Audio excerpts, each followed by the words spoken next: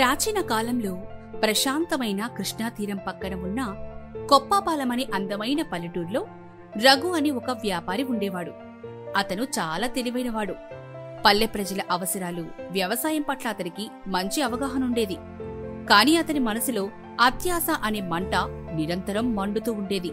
తన సంపదను పదింతలు చేసుకోవడం తప్ప అతనికి మరో ఆలోచన ఉండేది కాదు.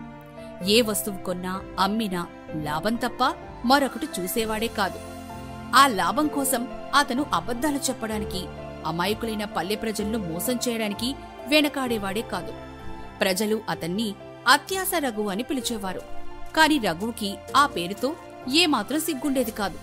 బదులుగా ఆ పేరును తన వ్యాపార నైపుణ్యానికి ఒక గుర్తింపుగా భావించేవాడు. ఒకరోజు రఘు తన దుకాణంలో కూర్చొనున్నాడు. అతని ముందు ఒక పేద రైతు వచ్చాడు. ఆ రైతు పేరు రామయ్య. అతను తనకున్న ఒకే ఒక ఆవు నమ్మి తన కుటుంబానికి ఆహారం కొనాలనుకున్నాడు. ఆ ఆవు చాలా బలహీనంగా ఉంది. దాని పక్కటెముకలు స్పష్టంగా కనిపిస్తున్నాయి. ఎండకు మాడిపోయిన గడ్డిని తిని జీవిస్తోంది.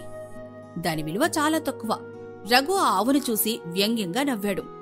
రామయ్య, ఈ ఆవు నాకు ఎందుకు పనికిరాదు. ఇది ఒక రోజు కూడా బతకదేమో అనిపిస్తుంది. దీన్ని కొనడానికి నాకెందుకు డబ్బు వృధా చేసుకోవాలి అన్నాడు.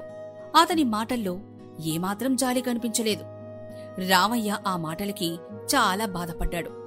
అతని కళ్ళల్లో నిస్సహాయత తాండవిస్తోంది. వ్యాపారి గారు, దయచేసి దీనికి ఏదైనా ధర చెప్పండి. ఈ డబ్బుతో నా కుటుంబం ఒక పూటైనా కడుపు నిండా తింటుంది. గత 3 రోజులుగా మేము ఆకలితో ఉన్నాం. మాకు ఈ ఆవు తప్ప వేరే మార్గం లేదు అని దీనంగా వేడుకున్నాడు. రఘు ఆలోచించాడు. ₹1 ఇచ్చి దీన్ని తీసేసుకుంటే ఇదేదైనా పనికొస్తుందేమో చూద్దాం అని అనుకున్నాడు. సరే రామయ్య, నీ కష్టం నాకు అర్థమైంది. కాని ఈ ఆవు వల్ల నాకు ఎలాంటి లాభం లేదు. అయినా సరే, నేను నీకు ₹1 ఇస్తాను, తీసుకొనెళ్ళు అన్నాడు. రామయ్య ఆ మాట విని కళ్లల్లో నీళ్లు పెట్టుకున్నాడు. వ్యాపారి గారు, ఈ ఆవుని నేను ₹100 కొన్నాను. దీని ధర కనీసం ₹50 ఉంటుంది. దయచేసి అంత ఇవ్వండి అని మళ్లీ వేడుకున్నాడు. అతని గొంతులో భయం, బాధ కలిపి వినిపించాయి. రఘు నవ్వాడు. ఏంది, ₹50? ఈ ఆవు ఒకరోజు కూడా బతకదు. నేను నీకు ₹1 ఇస్తున్నాను. అది కూడా నా దయవల్లే. నీకు కావాలంటే తీసుకో, లేదంటే ఎల్లిపో అని గట్టిగా చెప్పాడు. రామయ్యకు వేరే దారి లేక ఆ ₹1 తీసుకొని బాధతో వెళ్లిపోయాడు. అతని వెనుక ఆ ఆవు కూడా నిస్సత్తువుగా నడుచుకుంటూ వెళ్లిపోయింది. ఈ సంఘటనను ఆ ఊర్లో ఒక పెద్దాయన గమనించాడు. ఆయన పేరు సుబ్బయ్య. సుబ్బయ్య చాలా తెలివైనవాడు, మంచివాడు. పల్లెటూర్లో అందరూ ఆయన్ని గౌరవించేవారు. ఆయన రఘు యొక్క అత్యాశను అంతం చేయాలని నిశ్చయించుకున్నాడు. సుబ్బయ్య రామయ్య దగ్గరికి వెళ్లి, రామయ్య, బాధపడకు. ఆ అత్యాసపరుడికి ఒక గుణపాఠం నేర్పించే సమయం వచ్చింది అని చెప్పి ఒక ప్రణాళికను వివరించాడు. రామయ్య మొదట భయపడ్డాడు. సుబ్బయ్య గారు, అతడు చాలా కోపిష్టి. మనకేమైనా ఆపద రావచ్చు అని అన్నాడు. కాని సుబ్బయ్య మాట విన్నాక నమ్మి ఆయనతో కలిసెళ్లాడు. మరుసటి రోజు సుబ్బయ్య రఘు దుకాణానికి వెళ్లాడు. రఘు ఆయన్ని చూసి ఆశ్చర్యపోయాడు.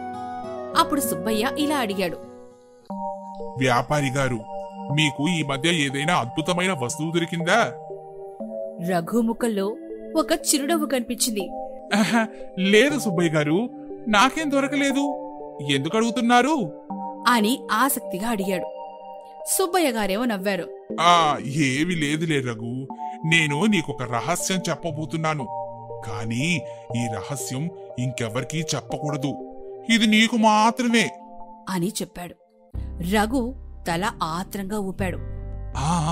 చెప్పండి చెప్పండి అని అన్నాడు. మా పాత తరం వాళ్ళు ఒక అద్భుతమైన రాయి గురించి చెప్పారులే. ఆ రాయిని నీరెక్కువగా ఉండే చోట పెడితే అది నీటిని బంగారంలా మార్చేస్తుంది. అది మన పల్లెటూరులో ఒక చిన్న వాగులో ఉంది. నాకు దాని ఆనవాళ్లు మాత్రమే తెలుసు. కానీ దాన్ని కనుగొనడానికి ఒక మార్గం ఉంది అని సుబ్బయ్య గారు చెప్పారు. రఘు కళ్ళల్లో అయితే ఒక మెరుపు మెరిసింది. ఆ రాయిని కనుగొనడానికి ఏం చెయ్యాలి అని అడిగాడు. సుబ్బయ్య గారు నిశ్శబ్దంగా నవ్వారు. రఘు, ఆ రాయిని కనుగొనడానికి నీకొక కఠినమైన పరీక్ష ఉంది. నీవు 5 పేదలకు అన్నం పెట్టి వారికి కొత్త బట్టలివ్వాలి. ఆ తర్వాత నీకు ఆ రాయికి సంబంధించిన రహస్యం తెలుస్తుంది అని చెప్పారు. రఘు మొదటేమో ఆలోచించాడు. 5 అన్నం పెట్టాలంటే ఎంత ఖర్చవుతుంది? కాని ఆ రాయి దొరికితే ఆ ఖర్చుతో పోలిస్తే అదెంత అన్నట్లు లెక్కలేసుకున్నాడు. ఆ తర్వాత అతను సుబ్బయ్య గారి మాట వినడానికి ఒప్పుకున్నాడు. మరుసటి రోజు రఘు తన దుకాణం ముందు ఒక చిన్న గూడారాన్ని ఏర్పాటు చేశాడు. 5 పేదవారు వచ్చారు. రఘు మొదట వారికి ఆహారం పెట్టడానికి ఇష్టపడలేదు. కాని ఆ రాయిని తలుచుకొని మౌనంగా వారికి ఆహారం వడ్డించాడు. ఆ తర్వాత వారికి కొత్త బట్టలిచ్చాడు. ఆ పేదవారు ఆనందంతో రఘుని మనస్ఫూర్తిగా దీవించారు. ఆ దీవెనల విలువ రఘుకి అప్పుడు అర్థం కాలేదు. కాని అతను ఆ రాయి గురించి ఆసక్తితో ఎదురుచూశాడు. రఘు ఆ రోజు సుబ్బయ్య గారి దగ్గరికి వెళ్ళాడు. సుబ్బయ్య గారు, నేను 5 అన్నం పెట్టాను. ఇప్పుడు నాకు ఆ రాయి రహస్యం చెప్పండి అని తొందరగా అడిగాడు. సుబ్బయ్య గారు నవ్వారు. రఘు, ఆ రాయి రహస్యం ఇది కాదు. అది ఇంకొక రహస్యం ఉంది. నీవు ఆ రాయిని కనుగొనడానికి 200 అడుగుల దూరంలో ఉన్నావబ్బా. నీవు నీ మనసుని శుభ్రం చేసుకోవాలి. అది ఒక పరీక్ష అని చెప్పారు. రఘు నిరాశపడ్డాడు. కాని అంతటి ప్రయత్నం చేసిన తర్వాత అతను వెనకడుగు వేయడానికి సిద్ధంగా లేడు. సరే, నేనేం చెయ్యాలి అని అడిగాడు. నీవు 10 మందికి వైద్యానికి డబ్బులివ్వాలి. ఆ తర్వాత నీవు నిజమైన రాయిని కడుగుంటావు అని సుబ్బయ్య గారు చెప్పారు. రఘు మళ్లీ ఆలోచించాడు. వైద్యానికి చాలా ఖర్చవుతుంది. ఇదెంత లాభం ఇస్తుందో ఏమో అని అనుకున్నాడు. కాని ఆయన ఆశ అతని అత్యాశను మించిపోయింది. రఘు ఆ పరీక్షకు కూడా ఒప్పుకున్నాడు. రఘు తన దుకాణానికి వచ్చి ఒక ప్రకటన చేశాడు. జబ్బు పడిన వారు నా దగ్గరికి రండి. నేను మీకు వైద్యానికి డబ్బిస్తాను అని చెప్పాడు. పల్లె ప్రజలేమో ఆశ్చర్యపోయారు. ఎందుకంటే అత్యాశ రఘు ఎప్పుడూ ఇలా చేయలేదు. 10 మంది జబ్బు పడిన వారు వచ్చారు. రఘు వారి వైద్యానికి డబ్బు కూడా ఇచ్చాడు. వారు రఘుని దీవించారు. ఆ దీవెనల మాటలకు రఘు మనసు కొంచెం కరిగినట్లుగా అనిపించింది. కాని అతను ఆ భావాన్ని తలవంచి అది కేవలం ఒక రాయి కోసం అని అనుకున్నాడు. రఘు ఆ రోజు సుబ్బయ్య గారిని కలిసినప్పుడు సుబ్బయ్య గారేమో నవ్వారు. నీవు 10 మందికి వైద్యం చేశావు. ఆ రాయి ఇప్పుడు నీ చేతిలో ఉంది. కాని దానిని ఉపయోగించడానికి నీవు దాని విలువను తెలుసుకోవాలి. అది ఒక పరీక్ష అని చెప్పారు. రఘు ఆశ్చర్యపోయాడు. ఏమిటి, ఇదింకా పరీక్ష అని అడిగాడు. రఘు, నీవు 100 మందికి సేవ చెయ్యాలి. వారికి సహాయం చేసి వారికి ఆహారం పెట్టాలి. అప్పుడే నీవు ఆ రాయిని కనుగొనగలవు. అప్పుడే అది నీ చేతిలో ఉంటుంది అని సుబ్బయ్య గారు చెప్పారు. రఘు కోపంగా ఉన్నాడు. ఇది చాలా కష్టం సుబ్బయ్య గారు. నేను నా డబ్బును వృధా చేయలేను. ఇది ఒక మోసం. మీరు నన్ను మోసం చేస్తున్నారు అని కోపంగా అరిచాడు. సుబ్బయ్య గారేమో శాంతంగా నవ్వారు.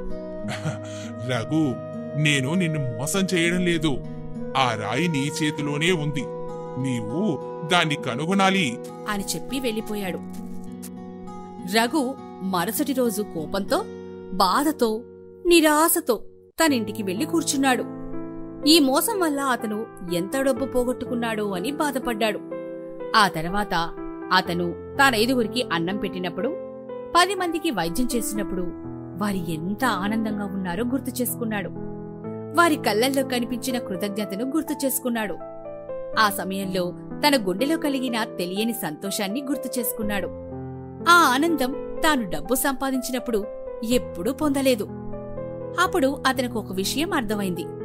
తాను చేసిన ఈ పనుల వల్ల తన మనసులో ఒక శాంతి, ఒక ఆనందం కలిగాయి. ఆ ఆనందం తాను డబ్బు సంపాదించినప్పుడు ఎప్పుడూ పొందలేదు. ఆ రోజు రఘు మనసులో ఒక మార్పు వచ్చింది. అతను మళ్లీ సుబ్బయ్య గారిని వెళ్లి కలిశాడు. సుబ్బయ్య గారు, మీరు నాకొక గొప్ప పాఠం నేర్పారు. మీరు నిజమైన జ్ఞాని. నేను మోసం చేయబడ్డాను అనుకున్నాను. కాని అది ఒక పాఠం. మీరు నా కళ్ళు తెరిచారు. నిజమైన సంపద ఏమిటో నాకు చూపించారు అని చెప్పాడు. సుబ్బయ్య గారు నవ్వారు. రఘు, నీవు ఆ రోజు రావయ్యని మోసం చేసినప్పుడు నేను బాధపడ్డాను. నీకు డబ్బు సంపాదించడం తప్ప ఇంకేమీ కనిపించలేదు. కాని ఇప్పుడు నీవు మారాలి. నీ అత్యాశ నుండి నువ్వు బయటపడాలి అని చెప్పారు. అవును సుబ్బయ్య గారు, నేనిప్పుడు అర్థం చేసుకున్నాను. నిజమైన సంపద డబ్బు కాదు, ఆనందం, గౌరవం మరియు సహాయం చేయడం. అవన్నీ కూడా నేను ఈ మధ్య నేర్చుకున్నాను. మీరు నాకు ఈ పాఠం నేర్పారు అని రఘు అన్నాడు. రఘు ఆ రోజు నుంచి తన జీవితాన్ని మార్చుకున్నాడు. అతను డబ్బును అత్యాశతో కాకుండా కష్టపడి సంపాదించాడు.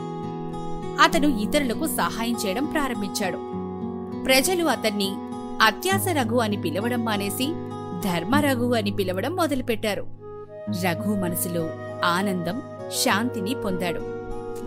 మరి ఈ కథ ద్వారా మనం తెలుసుకున్న నీతేంటంటే, అత్యాశ ఒక వ్యక్తి యొక్క మనసును అంధకారం చేస్తుంది. నిజమైన సంపద అనేది డబ్బు కాదు, అది మనసులో ఉండే జ్ఞానం, శాంతి మరియు ఇతరులకు సహాయం చేయడంలో దొరుకుతుంది.